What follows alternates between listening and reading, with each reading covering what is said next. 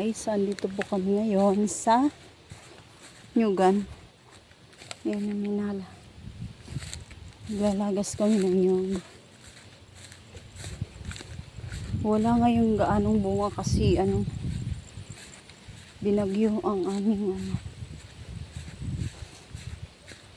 so dito sa Bicol. Kaya yung mga bunga ng nyug kakaunti lang. Halos nagsisimot-simot lang kami. So ayan, andyan yan si habi ko.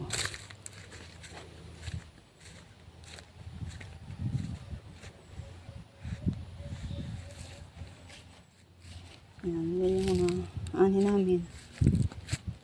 Kasi ayan, parang bugbog yung mga nyug. Oh.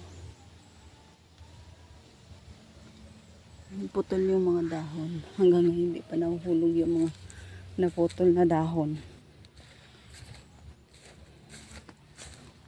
So ayan yan si habi ko.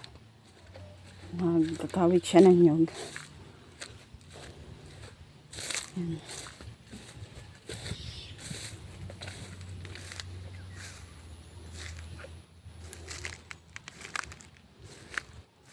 Daanan ito guys. Kaya may mga nakikialam din ng nyug kasi daanan. So ayan.